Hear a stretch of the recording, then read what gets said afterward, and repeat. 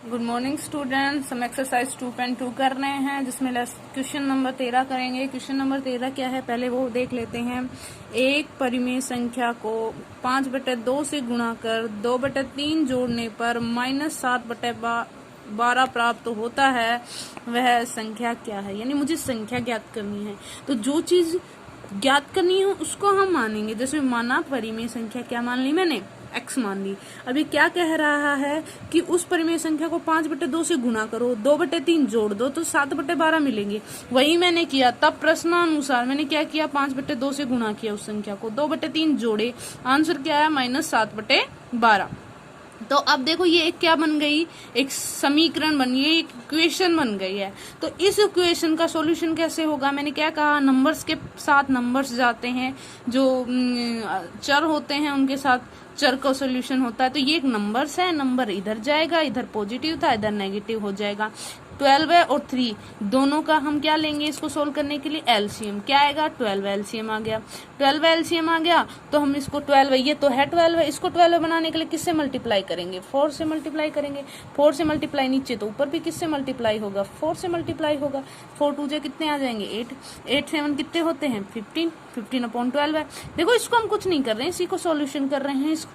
3 से कट हो जाएगा, 3 5 जा 15, 3 4 जा 12 है, ये 5/2 x हो गया। इधर क्या बच गया, -5/4। अब x की वैल्यू निकालनी है, x की वैल्यू निकालनी है तो x को इधर रखते हैं, बाकी सारे इधर। इधर जो नीचे है वो ऊपर चला जाएगा और ऊपर है नीचे चला जाएगा, यही होता है। क्योंकि यहाँ पे क्या है, ये मल्टीप्लाई में है, इधर जाएगा तो ये डिवाइड में जाएगा, क्योंकि इसके क्या है मल्टीप्लाई में 5/2। तो यहाँ पे हम कर सकते हैं कि भाई ये इसके किस में गया है, डिवाइड में गया है, तो हमने इसको लिख दिया 5/2। लेकिन डिवाइड को मल्टीप्लाई बदलते तो नीचे की संख्या ऊपर और ऊपर की संख्या नीचे, यानी 2 ऊपर और 5 नीचे।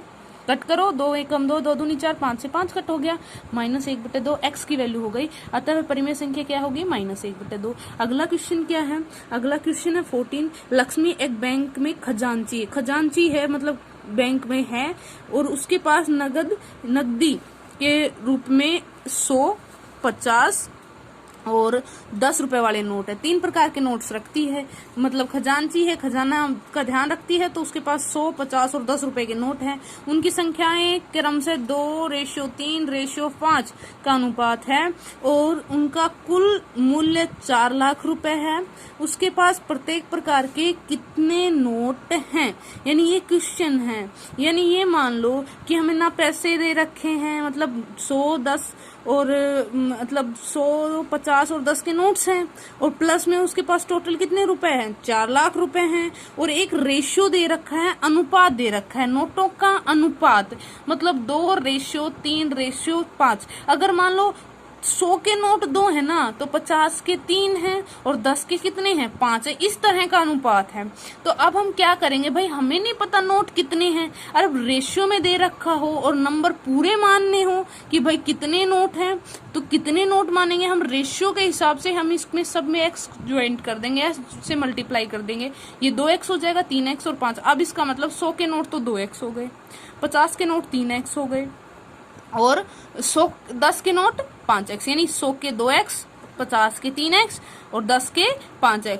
कुल मूल्य कितना है, 4 लाख रुपए। अब हम क्या करेंगे, 100 के नोटों की संख्या 2x है, 50 के नोटों की संख्या 3x है, 10 के नोटों की संख्या 5x। मुझे कैसे पता चला, देखो रेशियो होता है, रेशियो कंप्लीट नंबर्स नहीं होता। रेशियो को कंप्लीट नंबर बनाने के लिए हम क्या करते हैं, मल्टीप्लाई करते हैं। किससे मल्टीप्लाई करते हैं, x से मल्टीप्लाई करते हैं, ठीक है। अब देखो ये तो हो गया नोटों की संख्या। अब देखो अगर आपके पास 100 के 2 नोट है तो आपके पास कितने रुपए हुए, भाई 200 रुपए हो गए। सीधी सी बात है कि मेरे पास कितने रुपए हो गए, 200 रुपए, क्योंकि मेरे पास 100 के 2 नोट है।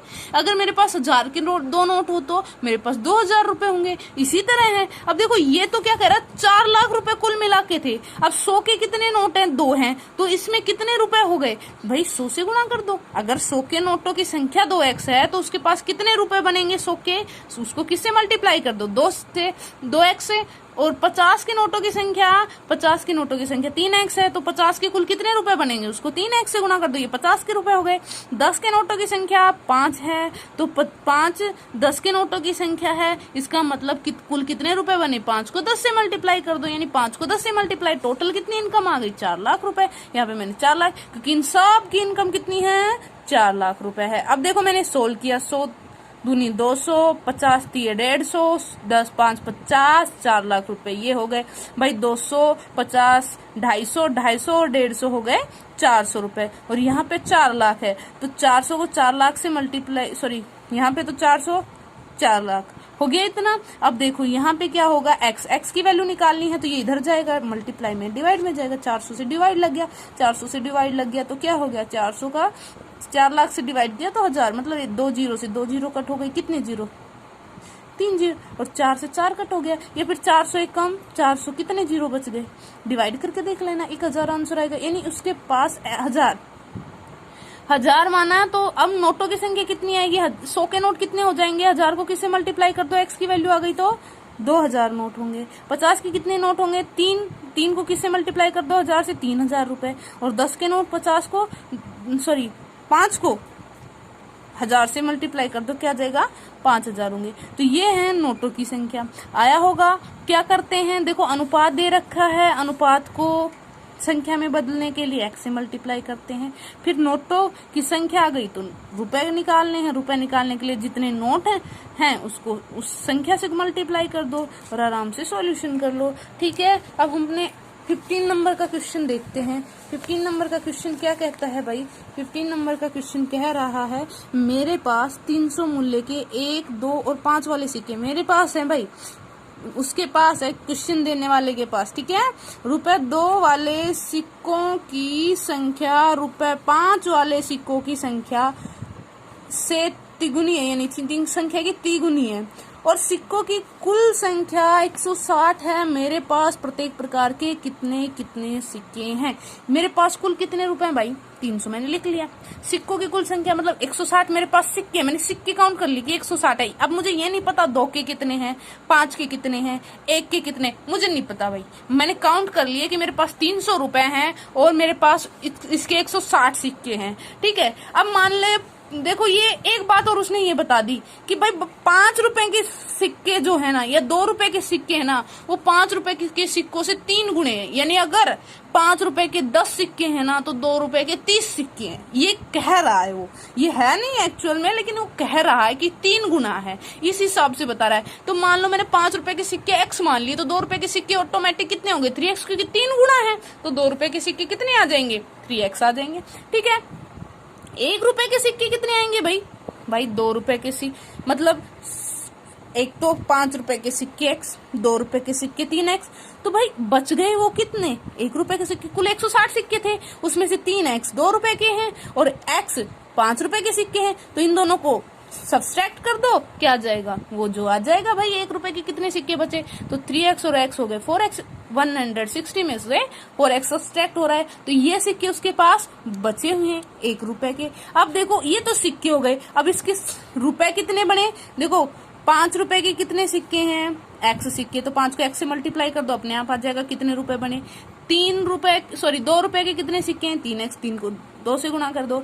अरे 1 रुपए का कितना सिक्का है, 160 माइनस 4x, तो इसको 1 से मल्टीप्लाई कर दो। कुल मिला के कितने रुपए आ गए, 300 रुपए आ गए। अब देखो इसको मल्टीप्लाई किया तो 5x प्लस 3 दूनी 6x, 160 माइनस 4 300। अब देखो 6 5 11 हो गए, 11 में से 4 घटाने, वो घटा देंगे। ये इधर प्लस का था, इधर माइनस का चला जाएगा। मैंने ये दो का जो काम थे वो एक साथ कर दिए, ये इधर ले गई और प्लस में इनको भी जोड़ दिया। अब 11 में से 4 गए तो 7x बराबर है, यहाँ पे 300 में से 160 140, x की वैल्यू यहाँ पे मल्टीप्लाई में, इधर डिवाइड आएगा, x बराबर 140 बटे 7 कितने आ गए 20। यानी सिक्के किसके, x क्या माना था, 5 रुपए के सिक्के 20, 2 रुपए के सिक्के अपने आप आ जाएंगे 3 गुणे यानी 60, 20 के 60 होते हैं।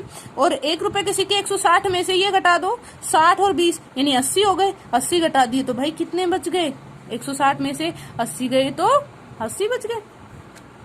अब देखो ये 4 मल्टीप्लाई 20 में कहां से लेके आएंगे, 160 माइनस 4x ही तो बचा 1 रुपए के सिक्के, तो 160 माइनस 4x मैंने 4 मल्टीप्लाई 20 कर दिया, सीधे कर दिया सॉल्यूशन। ठीक है, अब देखो अगला क्वेश्चन क्या है, अगला 16 नंबर का क्वेश्चन है। 16 नंबर का क्वेश्चन एक निबंध प्रतियोगिता में आयोजकों ने तय किया, भाई जो ऑर्गेनाइज करने वाले थे, उन्होंने डिसाइड किया कि प्रत्येक विजेता को 100 रुपए और विजेता को छोड़कर प्रत्येक प्रतिभागी को 25 रुपए पुरस्कार दिए जाएंगे।